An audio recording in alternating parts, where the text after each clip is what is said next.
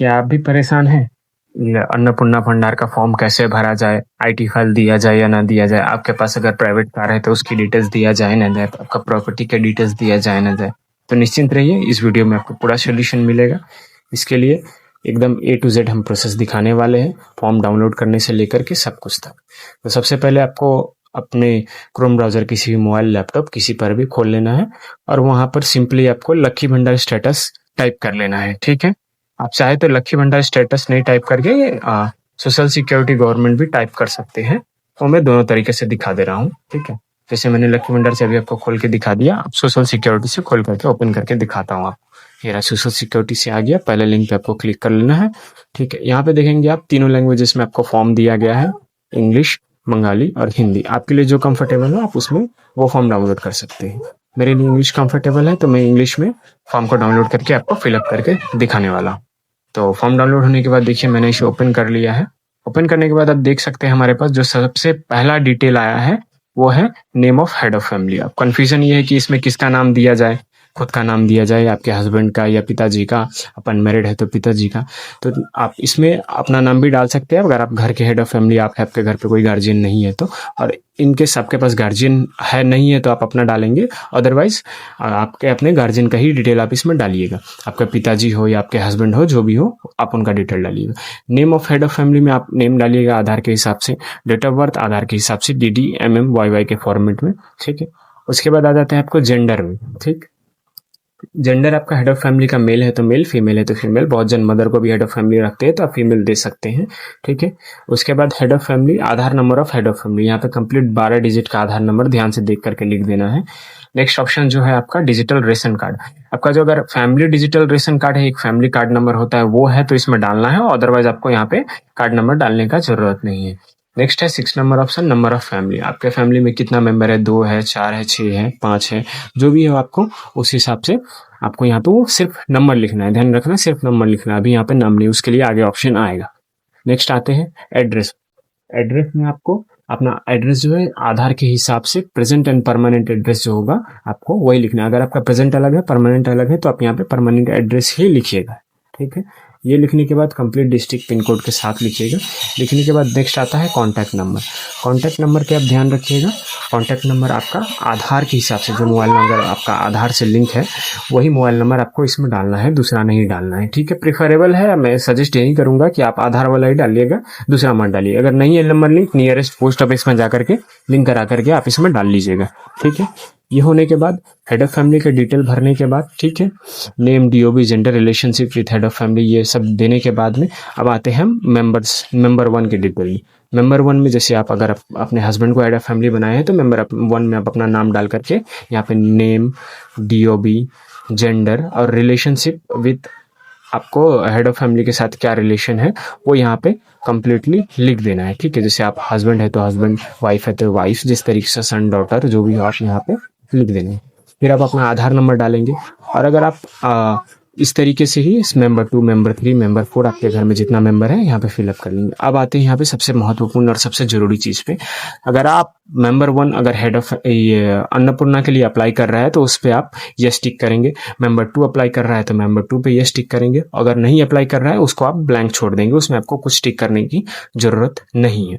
ठीक है, इतना करने के बाद हम आ जाएंगे आपको अगले पेज पे। एक सेकेंड मैं स्क्रॉल कर लेता हूँ।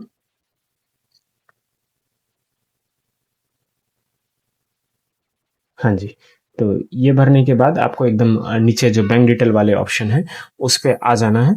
आने के बाद अब देखिए यहाँ पे bank account of head of family. तो सबसे पहले आपको हेड ऑफ फैमिली का बैंक नेम, ठीक, बैंक नेम यानी आपका हेड ऑफ फैमिली का अगर SBI में अकाउंट है तो आप यहाँ पे SBI लिखेंगे, HDFC में है तो HDFC लिखेंगे, जो भी आपका बैंक अकाउंट का नेम होगा आप यहाँ पे लिख देंगे। उसके बाद अकाउंट नंबर, IFSC कोड, इस तरीके से आपको चारों पांचों मेंबर का जितना है सबका एक एक करके फिलअप कर लेना है। जिसका अकाउंट नहीं है वो देने की जरूरत नहीं है, मैंडेटरी नहीं है आपको कि सबका ही देना है। ठीक, फिर भी जिसका हो आप दीजिएगा, ऐसा नहीं किया नहीं है आप अकाउंट इसको छुपा दिए, हर ट्रांजेक्शन होता है, ऐसा मत करिए। और ध्यान रखिएगा कि अकाउंट में आपका DBT लिंक होना चाहिए। अगर डीबीटी लिंक नहीं रहता है तो आपको उसमें बैलेंस ट्रांसफर नहीं होगा, क्योंकि ये गवर्नमेंट आपको डायरेक्ट बेनिफिशियरी ट्रांसफर की मदद से ही पैसा आपको डायरेक्टली खाते में भेजेगी, जो भी जिस अकाउंट में भी आपका डीबीटी लग रहेगा। इसका नेक्स्ट ऑप्शन है एपिक नंबर का। EPIC number head of family का एपिक नंबर दे देंगे, account number AC number part number दे देंगे। अगर आपको एसी नंबर पार्ट नंबर निकालना नहीं आता है तो आप मुझे बता दीजिएगा, मैं सेपरेटली एक वीडियो इस पर भी डाल दूंगा कि आपको एसी नंबर और पार्ट नंबर कहाँ से मिलेंगे। सेम इसी तरीके से जैसे आपने हेड ऑफ फैमिली का भरा है, बाकी चारों पांचों मेंबर का जिनका जिनका वोटर है वो यहाँ पे डाल देना है, ठीक है। डालने के बाद चारों पांचों मेंबर के भरने के बाद अगला ऑप्शन है जो कैटेगरी का। कैटेगरी में आप अगर जनरल है तो अनरिजर्व, ईडब्ल्यूएस है तो अनरिजर्व ईडब्ल्यूएस, SC/ST है तो SC/ST, अपने हिसाब से आपको अपना कैटेगरी सिलेक्ट कर लेना। और ध्यान रखिए इसमें आपका कास्ट सर्टिफिकेट का जेरोक्स जरूर से जरूर अटैच करना है अगर आपने सिलेक्ट किया है तो, ठीक है। ये करने के बाद अगर आपके पास इतना होने के बाद अगर आपके पास राशन कार्ड है, डिजिटल राशन कार्ड है, तो आप यस पे टिक करेंगे, नहीं है तो सिंपली आप नो पे टिक करके छोड़ देंगे। मगर अगर आपने यस पे टिक किया है तो अपना कार्ड का टाइप जो भी कार्ड के ऊपर लिखा रहता है उसको टिक कर लेना है, ठीक है। नॉन सब्सिडाइज है तो आप नॉन सब्सिडाइज भी टिक कर सकते हैं, ठीक है। अगर आप हर महीने राशन उठाते हैं तो ये आपका 3rd नंबर ऑप्शन में यस कर देना, अदरवाइज नो कर देना। अब आते हैं आपके प्रॉपर्टी डिटेल्स में, ठीक। अगर आप 3 रूम से ज्यादा आपका पक्का मकान है तो आप यस में टिक करेंगे, और 3 रूम से कम है या 3 रूम है तो आप 3 रूम से कम है तो आप इसमें नो टिक करेंगे, ठीक है। इसके बाद आते हैं आपका फैमिली कोई लैंड ओन करती है। ध्यान रखिए अगर आप यहाँ पे लैंड की डिटेल में यस करते हैं तो आपको नीचे उसका माप वगैरह, उसके प्रॉपर्टी वगैरह में प्रॉपर्टी पेपर म्यूटेशन वगैरह, लैंड रिकॉर्ड वगैरह भी आपको जेरोक्स इसके साथ में प्रोवाइड करने पड़ेंगे, ठीक है। अगर नहीं है तो आप नो पे टिक करके सिंपली आगे बढ़ सकते हैं, ठीक। अब आगे आते हैं आपका व्हीकल जो है आप ओन करते हैं कि नहीं। जैसे यहाँ पे क्लियरली मेंशन कर दिया है कि नॉन कमर्शियल यानी प्राइवेट। अगर आपके पास प्राइवेट व्हीकल रहता है तो ही आप यस करके वहां पे उसका व्हीकल नंबर बैठाएंगे, नीचे व्हीकल रजिस्ट्रेशन नंबर लिखा हुआ है वो, ठीक है। और अगर नहीं है, आपके पास नॉन प्राइवेट है, कॉमर्शियल है, येलो नंबर प्लेट है, तो आप सिंपली नो करके आगे बढ़ जाएंगे और आगे कुछ आपको इस व्हीकल वाले सेक्शन में मेंशन करने की जरूरत नहीं है। नेक्स्ट ऑप्शन है health insurance. Health insurance 5 number option में दिया हुआ है। इसमें अगर आपका कोई भी फैमिली मेंबर कवर्ड नहीं है किसी भी गवर्नमेंट या प्राइवेट हेल्थ इंश्योरेंस में तो आपको सिंपली नो कर देना है। अगर है तो यस करना है, और यस करके आपको सारे डिटेल्स देने हैं, कौन सा मेंबर है, हेड ऑफ फैमिली है, मेंबर 1 है, मेंबर 2 है, गवर्नमेंट है या प्राइवेट है, जो भी है आपको उस हिसाब से डिटेल दे देना है, ठीक है। पर ध्यान रखिएगा अगर आप प्राइवेट हेल्थ इंश्योरेंस लेके रखे तो आपका फॉर्म कैंसिल होने का, रिजेक्ट होने का पूरा चांस रहेगा। नेक्स्ट है इनकम टैक्स का ऑप्शन। ये सबसे कंफ्यूजिंग ऑप्शन है। ध्यान रहे अगर आप इनकम टैक्स फाइल करते हैं, आपका स्लैब के अंदर आते हैं जिसमें टैक्स कुछ नहीं लगता, तो आप एलिजिबल है इसके लिए, भर सकते हैं, कोई आपको असुविधा नहीं होगा, हाँ, ठीक है। और अगर आप टैक्स भरते हैं तो आप इस कंडीशन में आपका फॉर्म रिजेक्ट हो सकता है, तो कृपया इसे देख करके भरें। नेक्स्ट ऑप्शन है पैन कार्ड का, ठीक है। पैन कार्ड में आपको सेम सारे मेंबर का, हेड ऑफ फैमिली का पैन नंबर दे देना है, नाम, फिर पेन नंबर, फिर मेंबर 1 का नाम, पेन नंबर, इस तरीके से सारा डिटेल देना है। और पेन नंबर अगर जैसे आप अगर आईटी देते हैं और नो कर देंगे तो वो आपका पेन डिटेल से रिकॉर्ड से निकल सकता है और आपका फॉर्म कंप्लीटली रिजेक्ट हो सकता है। तो इस बात को आप ध्यान रख के ही यस और नो पे आईटी पे टिक करिएगा। आईटी देते हैं तो आप आईटी यस पे टिक करिए, अदरवाइज आप टैक्स भरते हैं तो आप फॉर्म फिलअप मत करिए वरना आपका रिजेक्ट हो सकता है, ठीक है।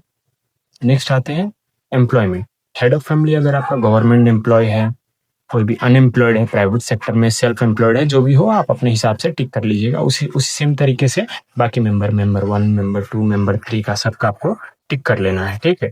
ये टिक करने के बाद नेक्स्ट ऑप्शन पे आते हैं हम लोग। सारे मेंबर का टिक करने के बाद नेक्स्ट ऑप्शन पे आते हैं लिटरेसी, ठीक है। आपके घर में कौन मेंबर कितना पढ़ा लिखा है, क्या नहीं है, सारा डिटेल यहाँ पे आपसे मांगा जाएगा। तो सबसे पहले जो number of family member literate और इनलिटरेट दिया हुआ है, इस ऑप्शन पे आप जितना फैमिली मेंबर लिटरेट है वो नंबर लिखेंगे। जैसे 4 मेंबर है तो 2 लिटरेट है, 2 इलिटरेट है, इस तरीके से आप लिख सकते हैं। मैं एग्जांपल के लिए कह रहा हूँ। हेड ऑफ फैमिली लिटरेट है कि नहीं, उनका एजुकेशन क्वालिफिकेशन दे देंगे। मेंबर 1 इलिटरेट है, लिटरेट है, आप उसका एजुकेशन क्वालिफिकेशन दे देंगे। अगर इलिटरेट है तो क्वालिफिकेशन देने की जरूरत नहीं है, हाईएस्ट क्वालिफिकेशन। सेम इसी तरीके से सब भरने के बाद में, ठीक, नेक्स्ट आगे निकल जाएंगे हम लोग। अगला जो सवाल हमसे पूछ रहा है कि आपका मेंबर कोई एमपी, एमएलए या लोकल गवर्नमेंट बॉडीज या पंचायत बॉडीज में नहीं है ना, है तो आप यस टिक करेंगे, और सिंपली अधिकतर केसेस में नो ही होगा, ठीक है। तो आप नो टिक करके आगे निकालें। उसके बाद जो इसके बाद वाला ऑप्शन है, अगर इसके बाद वाला ऑप्शन है is any member a government pension, ठीक है। अगर कोई भी मेंबर आपका घर में किसी को भी रिटायर्ड पेंशन मिलता है या कोई भी गवर्नमेंट की तरफ से पेंशन मिलता है तो उसका डिटेल यहाँ पे आपको यस टिक करके दे देना है, और नहीं मिलता है तो सिंपली नो करके आगे चला जाना है। ध्यान रहे, पेंशन मिलता है और उस इंसान के लिए आप अगर अन्नपूर्णा भंडार अप्लाई करते हैं तो आपको फॉर्म रिजेक्ट होने का इसमें भी पूरा चांसेस रहेगा, ठीक है। अब आते हैं जीएसटी नंबर। अगर कोई भी मेंबर आपका इसमें जीएसटी में रजिस्टर्ड है तो यस करके आप जीएसटी डिटेल देंगे, राइट साइड में लिखा हुआ है, और नहीं है तो सिंपली नो करके आगे निकल जाएंगे। अब आते हैं नेक्स्ट आपका फैमिली इनकम के लेकर। तो आपका टोटल आपने वहाँ ऊपर पैन कार्ड दिया है तो आपको फैमिली इनकम उस हिसाब से देख के सोच समझ के भरना है, क्योंकि आपको हो सकता है सारे रिकॉर्ड वेरीफाई किए जाए।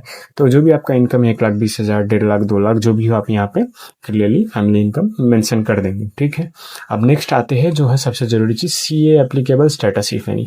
अगर आप लोग का नाम सिटीजनशिप अमेंडमेंट एक्ट में अप्लाई किए हुए है, एसआर में नाम कट गया है, ठीक है, तो उस केस में अगर जिस मेंबर का कटा है, जैसे कि मान लेते हैं आपका हेड ऑफ फैमिली का कटा हो, तो आप हेड ऑफ फैमिली का कटा हो तो यस अप्लाइड लग करके जैसे आप वहाँ अप्लाई किए होंगे तो उसका एप्लीकेशन नंबर बैठा देना है, अदरवाइज नॉट एप्लीकेबल करके निकल जाना है। सेम सारे ऑप्शन के लिए भी सेम यही रहेगा, अगर किसी का नाम कटा है तो टिक कर देना है, और वो अप्लाई किए हो तो एप्लीकेशन नंबर दे देना है, अदरवाइज नो कर देना है।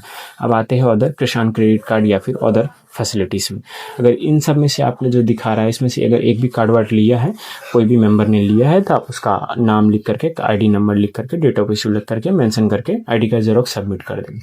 अच्छा, अब नेक्स्ट आते हैं ट्रिब्यूनल केसेस में। अगर 2026 में किसी का ट्रिब्यूनल केसेस में नाम केस अभी भी पेंडिंग है तो आप इसमें जो है मेंबर उसका नाम लिख करके यस दे करके डिटेल दे देंगे, और नहीं है तो सिंपली सबमिट नॉट एप्लीकेबल कर करके हम आगे निकल जाएंगे, फॉर्म में आगे निकल जाएंगे, ठीक है।